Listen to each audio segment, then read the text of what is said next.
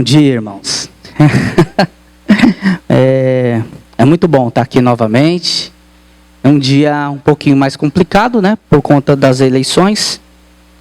E com um assunto também que às vezes gera um pouco de temor, né? Mas hoje nós vamos avançar. A boa notícia é essa, né? Vamos avançar a questão da morte. Então a nossa ideia hoje não é focar na morte em si, mas em tudo que acontece após a morte. Então, como na semana passada, no nosso estudo, o tema foi de fato focado na morte e todas as suas implicações, né? Então nós passamos aí pela morte em si, entendemos o que é a morte, depois estudamos sobre o fator morte, e aí quando nós estudamos o fator morte, nós chegamos à conclusão que a morte é inevitável, né? Então, toda criatura, ela nasce, ela se desenvolve e, consequentemente, ela morre. E o ser humano, por mais que tenha tecnologia, conhecimento, não tem condição de evitar isso. E aí nós estudamos sobre a natureza da morte e vimos um pouco sobre as divisões, os tipos de morte, né? Então, a morte física, que é o principal do nosso tema, que é a separação da parte material e da parte imaterial, né? Do corpo, da alma ou espírito. A morte espiritual, né? Que nós também passamos sobre esse tema, e chegamos à conclusão que todo aquele que está desligado de Deus, que não tem Jesus Cristo, apesar de estar vivo, fisicamente falando, espiritualmente está morto. E a morte eterna, que é a separação eterna de Deus, que é o que nós vemos em Apocalipse capítulo 20, capítulo 21, que ele fala da ressurreição, da segunda ressurreição, e daqueles que são lançados no lago de fogo de enxofre.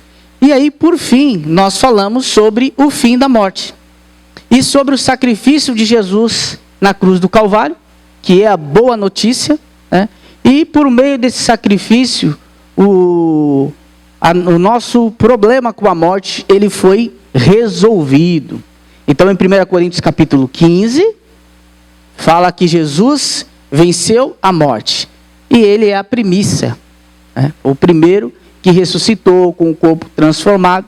E nós chegamos então à conclusão de que a morte é o nosso último inimigo, que precisaremos vencer. Entretanto, a nossa vitória já é garantida, porque Jesus já venceu a morte. Então, a morte, o inferno, e não tem mais poder sobre nós.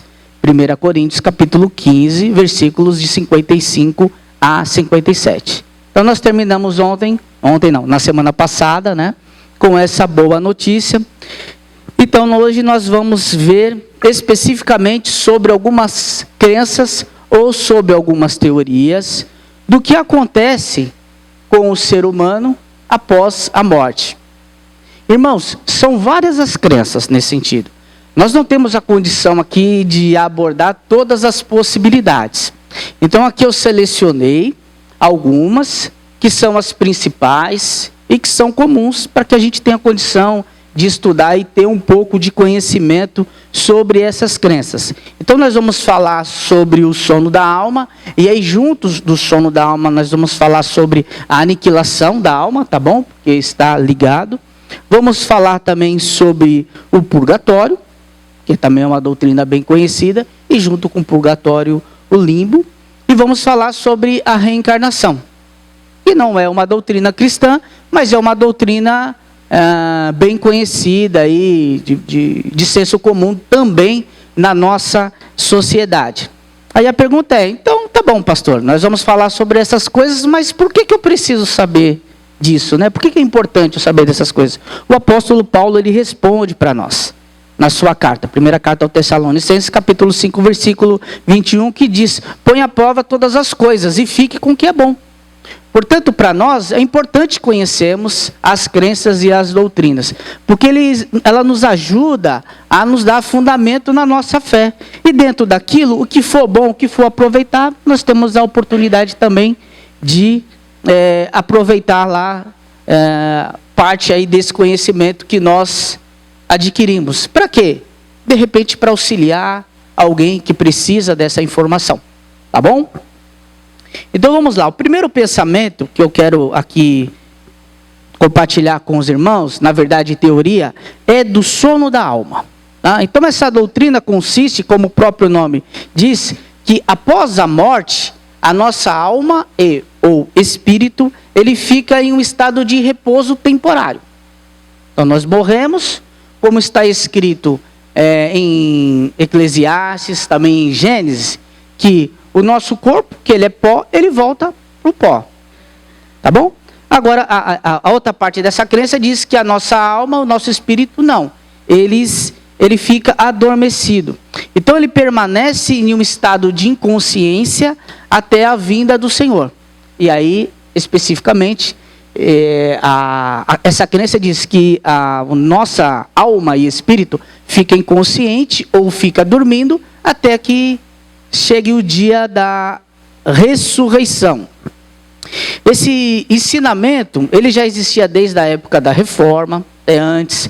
Nós vemos aí na história dos anabatistas e de alguns seguidores de outras religiões ingleses do século XIX, que também já tinham esse ensinamento.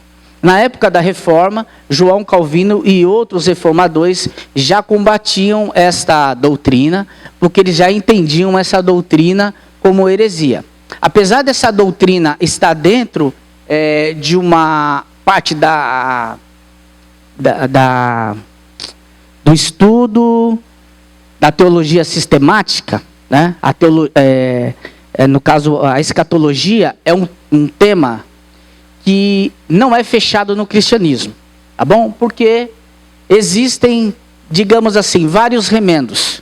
E o próprio Senhor Jesus afirmou que só o Pai sabe o dia que ele vai voltar. Então, a parte da escatologia tem algumas controvérsias, mas especificamente esse ponto, a maioria dos cristãos, eles consideram essa doutrina do sono da alma como uma heresia, tá bom?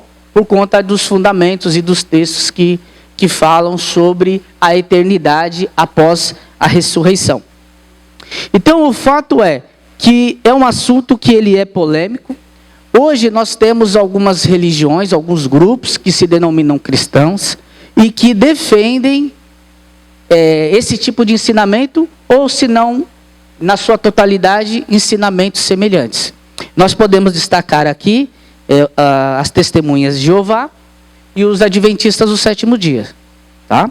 Eles defendem essas doutrinas. Existem algumas divergências, tá bom?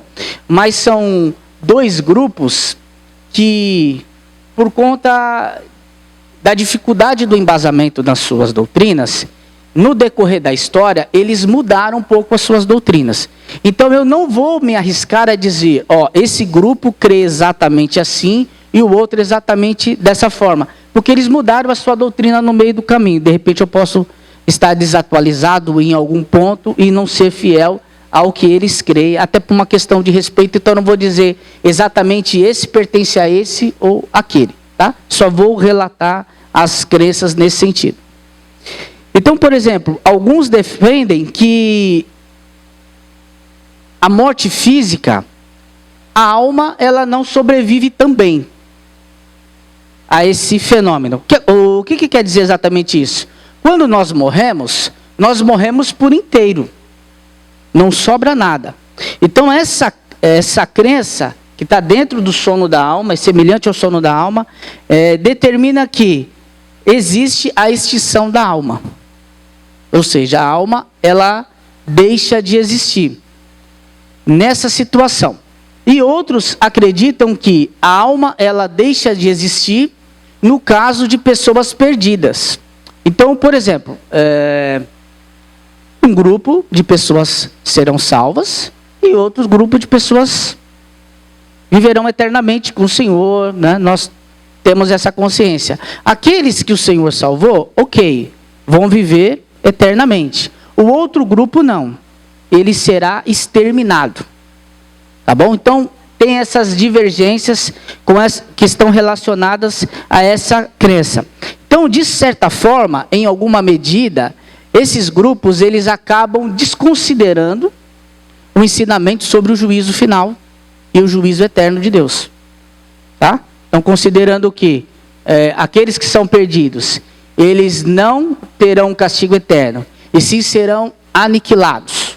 Né? Então, ele tem essa diferença aí e acaba anulando essa parte da doutrina cristã, o que também já é um ponto bem complicado. Agora, veja, para nós ouvirmos que aqueles que não foram salvos em Jesus serão aniquilados, é até um conforto. Se nós formos pensar dentro de uma condição humana, seria até um conforto, e acredito que talvez para alguém que não tem esperança ou que não quer crer, uma boa resposta com relação à pregação do Evangelho, de que se você não aceitar Jesus, você morrerá eternamente. Então, assim, esses grupos, geralmente, eles defendem que o ser humano, ele não possui divisão. Ele é uma unidade. Então, sabe aquela história que eu falei semana passada, na teologia, sobre a dicotomia e tricotomia, que o homem é dividido em 2 ou 3 partes? Então, para sustentar essa doutrina, né, e os seus ensinamentos, alguns desses grupos, como eu disse, eu não vou dizer agora quais, por conta da mudança que eles têm frequente de doutrinas, acreditam que o homem é uma unidade. Então, o homem não se divide, o corpo não se divide com a parte material, o corpo, espírito e alma é uma coisa só, isso não pode ser dividido. Então, a partir do momento que o homem morre, morreu e acabou. Nada sobrevive, então, à morte física. Então, aqueles outros 2 ensinamentos que eu falei para os irmãos, sobre morte espiritual e morte eterna, também são doutrinas que passam a não existir. Logo, se o homem não se divide, então também não há essa divisão de morte. Não faz sentido. E aí percebe que o homem, ele acaba se tornando muito semelhante aos demais animais da criação? Porque lembra que nós lemos em Gênesis que o homem foi criado à imagem e semelhança de Deus, essa parte espiritual, que é uma parte diferente? Mas vamos lá, esses grupos, eles defendem essas ideias, esses pensamentos, baseado em alguns textos bíblicos, como por exemplo de 1 Tessalonicenses, capítulo 4. Aqui eu coloquei o versículo 15, mas ele avança para os outros versículos. E falando sobre o arrebatamento, o que eles alegam? Que nesse texto aqui Paulo está dizendo assim, então aqueles que estiverem vivos, no momento em que o Senhor Jesus vier, eles não precederão quem? Os que já dormem. Logo, quem morreu está dormindo. De fato, aqui o texto fala que as pessoas aqui estão dormindo. Mas eu não vou refutar isso agora, porque a intenção de refutar é no próximo estudo, tá bom? É só para os irmãos terem conhecimento de qual o embasamento bíblico que eles têm. No Antigo Testamento, também um texto que eles gostam bastante é de Eclesiastes capítulo 9, versículo 5, que diz assim, porque os vivos sabem que hão de morrer, mas os mortos não sabem coisa nenhuma, tampouco terão esses recompensa, mas a sua memória fica entregue ao esquecimento. Olha, né? Esse aqui é um texto importante para a crença deles. Mas vamos voltar nele na semana que vem, para a gente conseguir refutar. Então não fique preocupado com esse texto. Não, eles têm razão. Calma aí, que nós vamos chegar lá. Nesse momento, nós vamos nos preocupar apenas em apresentar as crenças, tá bom? Então, assim, por essa lógica, pela lógica dessa doutrina, da doutrina do sono da alma, da doutrina da aniquilação total do ser humano, podemos entender uma coisa importante, que precisa ser ressaltada. Quando o homem morre, logo ele morre por inteiro. Se ele morre por inteiro, nada sobrevive à morte. Se nada sobrevive à morte, quando Jesus nos ressuscitar, como diz o texto de Eclesiastes capítulo 9, versículo 5, a sua memória cai no esquecimento. Quando nós ressuscitarmos, nós não teremos memória. Se nós não teremos memória, será que eu serei eu mesmo? ou se fará nova todas as coisas nesse caso? Então é um ponto para a gente refletir. Se eu morri, fui totalmente aniquilado, e no momento que eu sou ressuscitado, para viver eternamente com o Senhor, hipoteticamente aqui na condição de um salvo, mas eu não lembro do que aconteceu. Eu não lembro de quem era minha esposa, quem eram os meus filhos, e que igreja eu congreguei. Talvez eu não me lembre nem porque eu estou lá, né? Porque... Então, basicamente, se entende que é uma outra criação que ressuscitou. O que, na minha opinião, é uma questão bem complicada de nós imaginarmos. Mas tudo bem. Isso aqui fica só para nós refletirmos como último ponto relacionado ao sono da alma, a essa doutrina, tá bom? E aqui nós vamos avançar então, que hoje é um dia bem complicado, para falarmos sobre o purgatório, e também já vamos aproveitar para falar sobre o limbo, porque são duas doutrinas católicas romanas. Então, purgatório é uma palavra que vem do latim e significa purificar. Nossa, que bacana, né? Então, é uma doutrina boa para purificar. Mas assim, os defensores dessa doutrina, eles entendem que após morrer, as almas passam por esse purgatório, porque é uma espécie de estado intermediário, tá bom? Dentro da visão católica romana, porque a pessoa está lá viva, consciente. Essa é a crença. Mas para que eles passam? Para que eles sejam limpos de pecados leves. Tá? Então tem um pecado lá, a pessoa passa pelo purgatório. Claro, se ela estiver em paz com a igreja. Tá bom? Então se a pessoa estiver em paz com a igreja, se for uma pessoa salva, ela passa pelo purgatório. O que isso significa? Se a pessoa não está em paz com a igreja, digamos assim, na nossa linguagem aqui, cristã, evangélica, né? É uma pessoa salva, ela vai passar pelo purgatório. Se ela não é salva, ela vai direto para o inferno. Então não tem purgatório. Tá bom? Só para a gente deixar claro aqui essa divisão. Tá, e o que acontece no purgatório? Purificou e não deu certo a purificação? Não. Se entrou lá, tem que dar certo. Tá bom? Tem que dar certo. É só uma questão de purificar. Tá? Aí os irmãos devem estar pensando, pô, e Efésios 2, 8 a 9, pela graça sois salvos mediante a fé. Calma, irmão, calma. Na próxima, nós vamos refutar. A ideia, de fato, é conhecer. Então, assim, entendendo essa diferença, nós podemos entender que as pessoas que são salvas, a maior parte, ela passa pelo purgatório. Há exceções. Então, eles creem que os santos que foram canonizados pela igreja, alguns papas, algumas pessoas, têm um nível diferenciado e não precisam passar pelo purgatório. Vão para o céu direto. Qual que é o critério? Não achei embasamento para poder usar aqui para expor para os irmãos. Mas, enfim, existe uma crença. Nós, mortais, simples, comuns, no caso, já estou avisando para os irmãos, precisaremos passar pelo purgatório. Tá bom? Sim.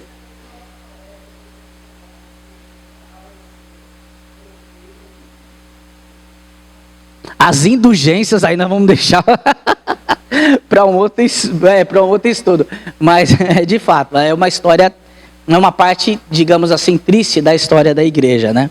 Essa relação do limbo, do purgatório, com as indulgências e as moedas. Isso tudo nós encontramos, infelizmente, com muita tristeza, tá bom? Mas faz parte da história do cristianismo. E nós temos que aprender a conviver com isso, tá? Nós temos que falar para as outras pessoas o quanto a igreja também errou na sua história, né? Mas vamos lá.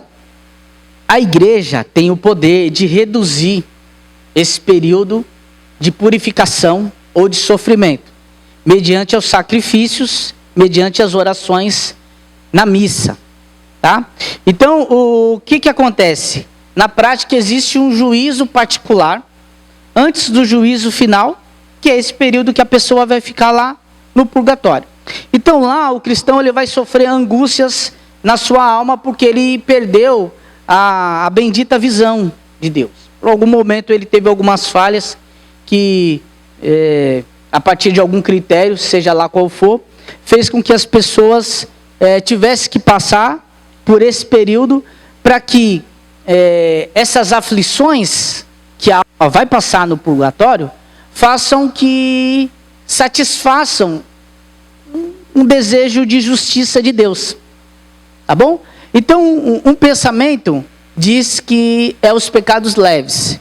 E agora aqui um outro pensador, ele já fala que o sofrimento, ele depende também da gravidade dos pecados. Então, se a pessoa for uma pessoa muito pecadora, então se prepara para ficar ainda um tempo maior no purgatório. Então, vai ter que passar? Vai, mas assim, dependendo do que você fizer aqui, esse tempo ele pode ser reduzido ou não.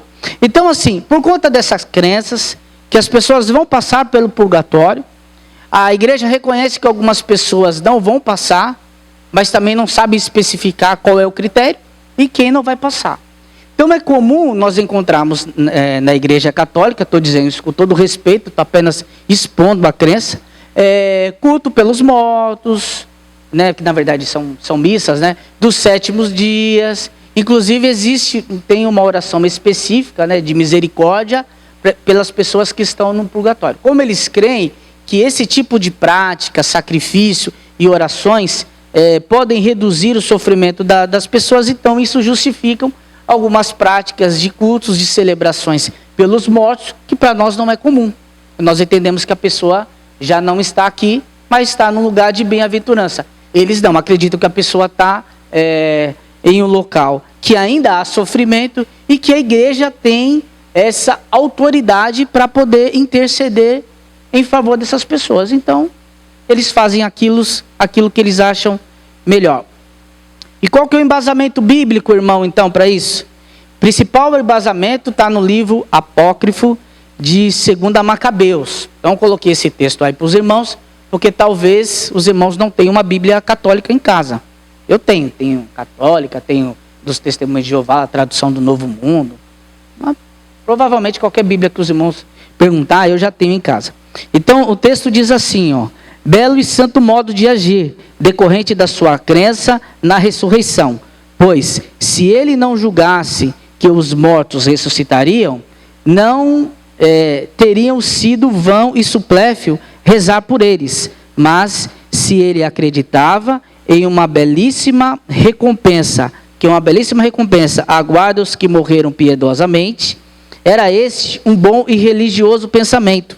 Eis porque ele pediu um sacrifício expiatório para que os mortos fossem livres de suas faltas. Então, percebe a ideia, né? De que existe já em relatos bíblicos um sacrifício expiatório para livrar os mortos, ou seja, aqueles que já não estão entre nós, de suas faltas. Então, baseado nesse texto, tá bom? Que para nós é um texto apócrifo. Depois, outro dia, nós podemos falar sobre bibliologia e explicar na prática o que seria um texto apócrifo. Mas o que nós podemos dizer de maneira simples é um texto que nós consideramos não inspirado. Esse livro não está no nosso cano bíblico. Tá? Então, essa crença do purgatório, ela foi firmada no Concílio de Trento. Foi um concílio realizado contra a reforma. Então, teve a reforma protestante e teve um concílio para elaborar o que os católicos chamaram de contra-reforma. Então, nesse concílio, foram reafirmados alguns dogmas e alguns sacramentos da igreja. E também nesse concílio foi implantado, digamos assim, essa doutrina do purgatório, que também possui uma outra, no entendimento deles, obviamente, possui uma outra base bíblica. No livro de Mateus, capítulo 12, versículo 32, que é aquele texto que fala sobre o pecado contra o Espírito Santo. E ele diz que não há perdão nem aqui, nem no porvir, nem na vida futura. Então, o que eles entendem quando eles fazem a interpretação desse texto? Que Jesus está dizendo que existem pecados que são perdoados nessa vida e pecados que são perdoados na vida vindoura, futura. Então, essa é a interpretação que eles fazem. Então, quais são esses pecados? Porque se nós soubéssemos, seria importante. A gente cometia só os que são perdoados aqui, né? mas nós não sabemos, então também não há muito, não é possível ajudar nesse sentido. Mas existe essa crença, e essa crença defendida, inclusive, por teólogos importantes da história, como Agostinho. Tá? Então, é uma doutrina que ficou no catolicismo. E aí, avançando, também ainda para a doutrina do estado intermediário, uma outra crença que é chamada do limbo. Geralmente a gente escuta como brincadeira, né? Quando eu fui apresentar o trabalho falando sobre esse assunto, né?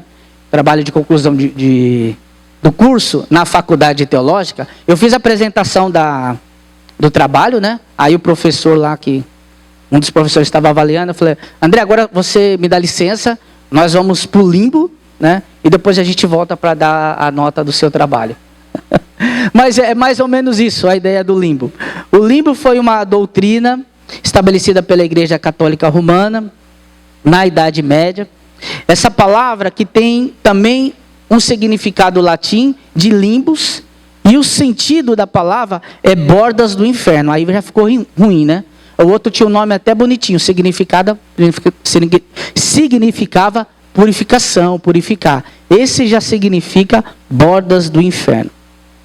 Então, qual que é a doutrina, a ideia dessa doutrina? Supostamente, as pessoas que foram salvas do Antigo Testamento, ou foram salvas antes de Jesus Cristo, e ficavam em um lugar chamado Limbo Pratrus, que é um lugar onde eles aguardavam a ressurreição de Jesus, para aí sim irem para o céu.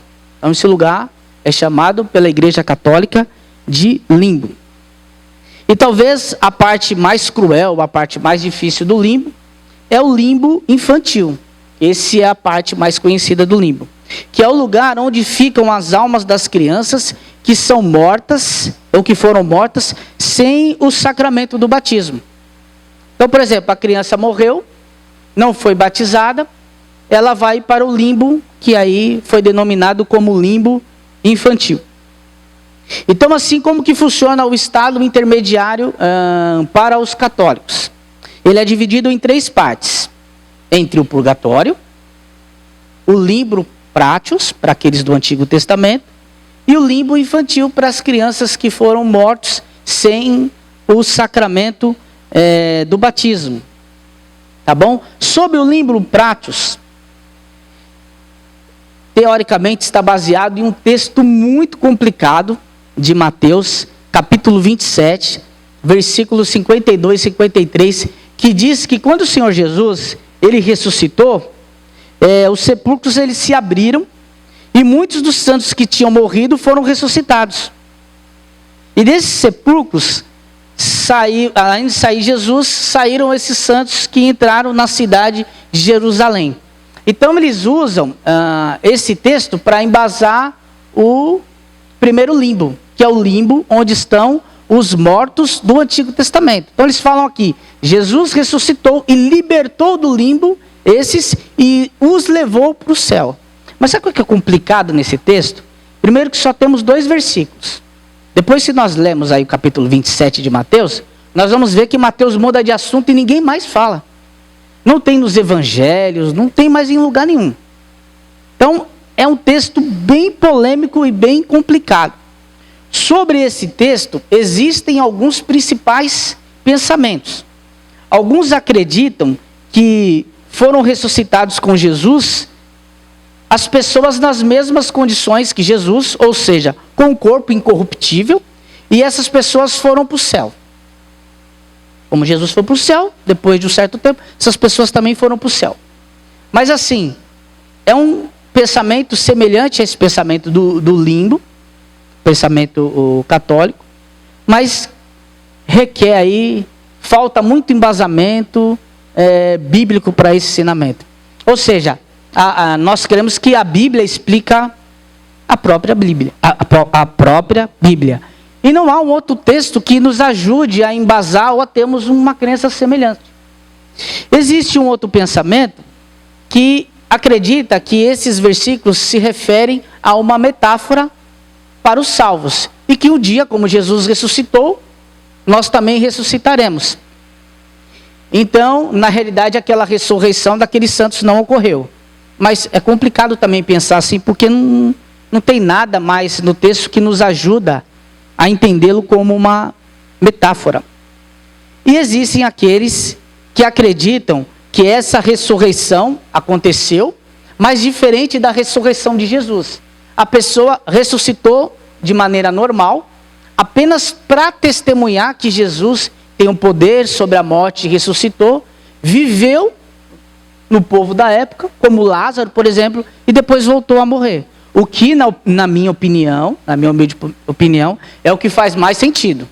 Tá? Mas a ideia aqui não é bater o martelo nesse ponto, e sim colocar um embasamento bíblico para essa questão e essa crença que os católicos têm relacionados à doutrina do limbo. Então, assim, o que acontece com essa doutrina do limbo? A doutrina do limbo, ela é separada em duas partes. A primeira parte é uma parte escatológica, em que morreram alguns salvos no Antigo Testamento, e esses foram salvos, estão esperando ou já estão no céu. E a outra parte, digamos que é a parte mais cruel, que não tem nada de escatológico, de crianças que foram mortas e estão passando e passarão por um tormento eterno, simplesmente pelo fato de não terem sido batizadas pela Igreja Católica, ou seja, não cumpriu o mandamento ou o sacramento, nesse caso, do batismo, assim não tendo condição de obter a salvação. Existia um camarada na história da igreja chamado Joseph Ratzinger. Com certeza a pronúncia está errada, não tenho dúvidas disso. Mas o que importa em tudo isso? E não me peçam para falar de novo. O Joseph, aqui o nosso amigo Joseph, ele foi um cardeal importante na história da Igreja Católica, que era totalmente contrário ao limbo. Mas Deus é tão bom, que esse camarada, já na qualidade de Papa Bento XVI, acredito que os irmãos tenham conhecido, e nós podemos crer que Deus de fato usou esse homem. Porque esse homem, ele reuniu cerca de 30 teólogos católicos, inconformados com essa doutrina do limbo, para discutir a questão. E depois de muitas controvérsias, muito vai e vem, esse homem, dentro da autoridade que a Igreja Católica concedeu a ele como Papa, conseguiu que essa doutrina fosse extinguida da sua fé. Graças a Deus por isso. Com certeza esse homem vai ficar marcado no cristianismo, na história da igreja, por essa atitude corajosa. Por que a atitude dele foi corajosa? Porque existiam muitos teólogos importantes que defendiam o limbo, como o próprio Agostinho. Então, você falar de Agostinho para um católico, você contrariar Agostinho, não deve ser fácil. Então, de fato é um homem que podemos dar os parabéns e realmente reafirmar que ele foi utilizado por Deus. Pela coragem que ele teve em manter a sua convicção, e liberar aqueles que nós sabemos e reconhecemos as dificuldades da Igreja Católica, mas assim, de mais um ponto complicado da história da Igreja Católica por vários motivos. Então ele conseguiu, tá bom? Ele se reuniu, fez um trabalho importante para isso. E aí o que aconteceu? A Igreja Católica excluiu do seu catecismo. O catecismo é como se fosse um manual, tá bom? Uma norma de fé da Igreja Católica, tá? Ele excluiu do catecismo católico, para a glória de Deus, a palavra limbo, tá bom? Então essa palavra no catecismo católico, ela foi substituída por uma frase dizendo que as crianças que morreram sem o sacramento do batismo foram entregues à misericórdia de Deus. Ótimo. Menos mal. Podemos dizer, menos mal. E claro que isso foi notícia na grande mídia, foi notícia e essa questão de retirar o limbo da crença católica. A igreja foi criticada, ele passou em jornais, em revista, inclusive aqui eu coloquei aqui da revista Época, com o título, né, de que os pagãos chegam ao paraíso. Ou seja, eles tiraram aqueles que estavam perdidos, né? A ideia do título é essa, e colocaram esses perdidos no paraíso. Então, assim, claro que eles estão debochando, fica, digamos, essa crítica para a igreja, sim, mas fica a atitude corajosa desse Papa. Fica a atitude corajosa. Nós não temos como negar. E aí hoje, para terminar, nós vamos falar um pouquinho sobre a reencarnação. Tá bom? Então, a reencarnação, ela é uma crença, até de certa parte, de senso comum, porém há algumas variações, porque nós temos várias religiões que creem na reencarnação.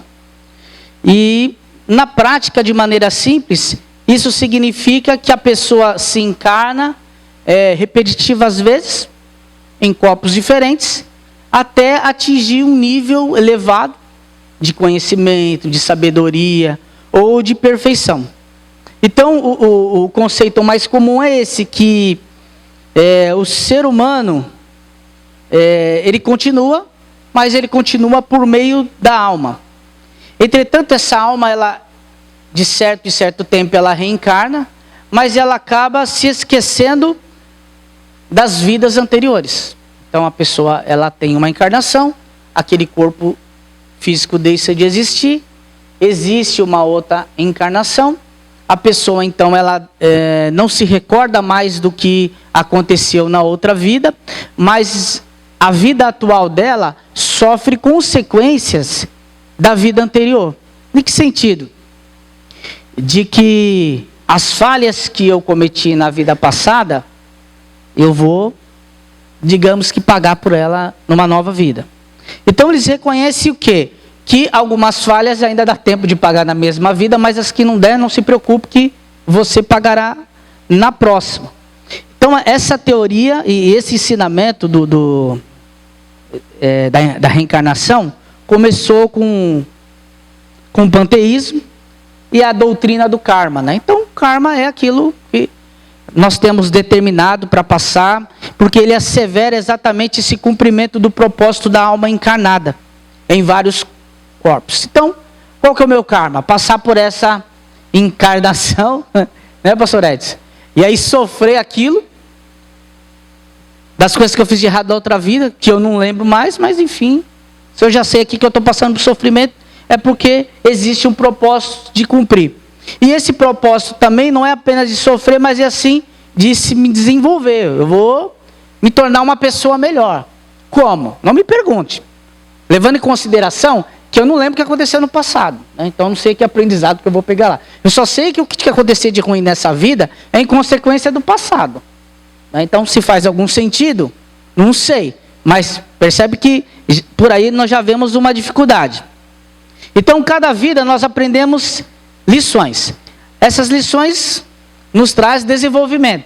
De alguma forma eu vou esquecendo, mas eu vou me desenvolvendo. Até que eu consiga chegar em um status de absolutamente divino. Olha aí, já começou as heresias pesadas, né?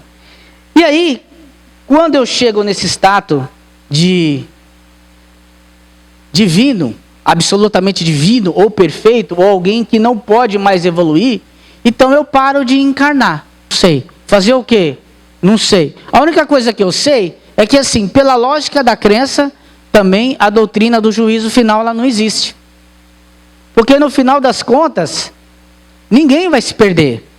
Alguns vão precisar reencarnar mais, porque tem dificuldade, né? Não querem aprender. Outros menos. Mas em um determinado momento, eu vou atingir o meu ápice, que eles chamam, nessas religiões do hinduísmo, enfim, de nirvana. Então não é a banda de rock. Nirvana é quando a pessoa chega no estágio máximo de iluminação da sua alma e assim ela para de reencarnar.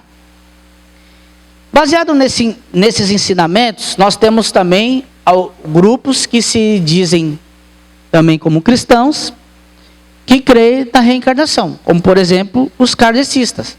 Eles se denominam. Eles leem textos bíblicos, inclusive eles embasam essa doutrina em João capítulo 3, naquela passagem que Jesus fala com Nicodemos. Agora, pastor Edson, como foi feita essa exegese, eu não sei. Eu sei que a história é mais ou menos assim, ó. Jesus diz para Nicodemos que ele precisa nascer de novo. E por que ele diz isso? Pastor Elias já explicou na aula na EBD alguns domingos atrás.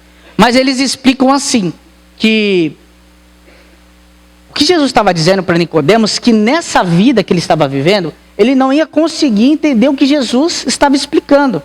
Porque precisava de um entendimento superior, e ele só iria conseguir esse entendimento em uma nova vida. Então por isso ele precisava nascer de novo. Entendeu? Entendeu?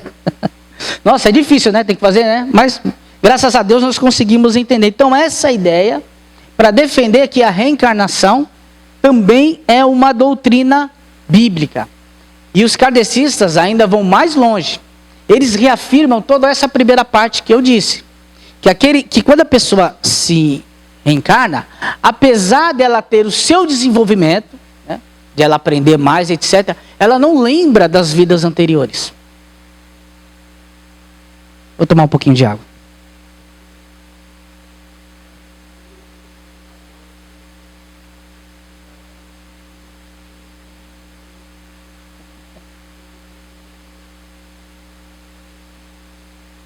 Em Hebreus 9, 27, está escrito: um homem está ordenado morrer uma só vez, vindo depois do juízo.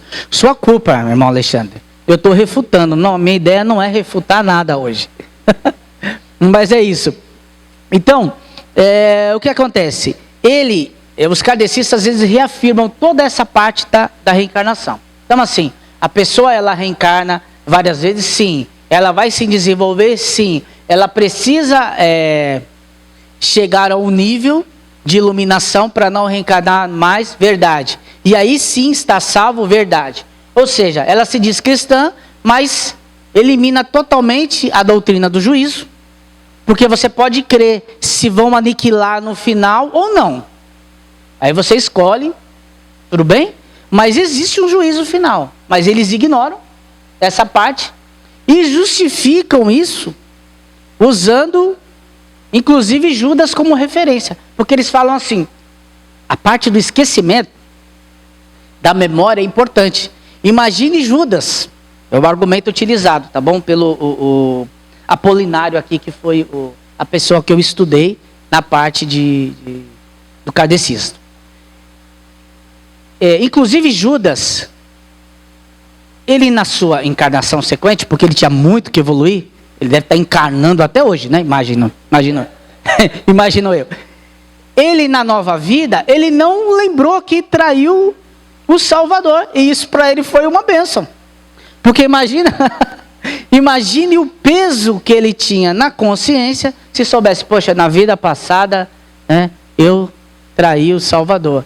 Tá certo que existem todas as questões da profecia, que precisava ser cumprido, mas levando em consideração que foi ele, então ele ficaria com um pesar e uma tristeza na alma muito grande, porque foi ele a pessoa, né, o traidor do Senhor Jesus Cristo. Então eles argumentam nesse sentido. Vale a pena crer dessa forma? É isso mesmo, isso para Judas foi uma bênção. Mas, sinceramente, nós vamos voltar para aquela mesma questão. Eu não lembro. Eu estou pagando, né? Então eu imagino que Judas deve ter pensado assim, na sua encarnação seguinte: nossa, como eu estou sofrendo, né? Parece até que eu taquei pedra na cruz, né? Tem pessoas que falam. Aí alguém deve falar assim: meu filho, você fez pior que isso, você que não lembra, né? Mas irmãos, então aqui a nossa ideia para hoje foi essa. Eu agradeço a atenção dos irmãos. Eu coloquei aqui nas considerações finais algumas observações. E a primeira eu coloquei para deixar bem claro, tá bom? Que nenhuma dessas crenças reflete a nossa declaração de doutrina, tá bom? E também não cremos isso e não creio que esse seja o ensinamento das Escrituras Sagradas. Antes, então, para evitar que alguém tenha um entendimento errado, alguém que de repente esteja nos ouvindo, nos assista depois pela internet, nenhum desses pensamentos é convicção dos batistas. E aí no próximo estudo, nós vamos aprender a refutar através da palavra do Senhor esses ensinamentos. E aí para aquele que está ansioso para saber o que acontece no estado intermediário, qual que é a nossa crença, que é o estado intermediário consciente, aí na semana que vem, se Deus assim permitir, nós vamos entrar sim nesse ponto. Pode falar, bem. Pode fazer perguntas. Dentro da possibilidade, com certeza nós vamos responder. Eu gostaria só antes de encerrar, fazer uma observação sobre os sacramentos, que eu falei muitos sacramentos, que eu não estava falando dessa parte do limbo, falando também sobre a fé católica, tá bom? Então, o sacramento, ele é uma palavra que vem do latim, sacramentos, o que no original quer dizer um juramento militar. Então assim, os homens aí, quando eles vão prestar o serviço militar, no meu caso, eu fui dispensado. Então nós fazemos o procedimento que é jurar bandeira. Então você está jurando aquilo, está jurando defender a nação, etc. Aquele juramento romano, ou do exército romano, era semelhante. Então essa palavra foi incluída no cristianismo para que fosse evidenciado, por meio das suas práticas, que a pessoa pertencia àquele exército ou àquela nação, que no caso era a Igreja Católica. Então a Igreja Católica tem os seus sacramentos, aqui não é objetivo, então quando eu cumpro um sacramento, significa que eu faço parte daquela comunidade. Quando eu não cumpro, eu estou fora. Por isso que, em certa parte, os sacramentos da Igreja Católica, infelizmente, digo isso, contribuem para a salvação ou não. E por isso, algumas crenças aí com relação a esse vínculo do batismo com a salvação. Tá bom, meus irmãos? Muito obrigado, viu? Deus os abençoe.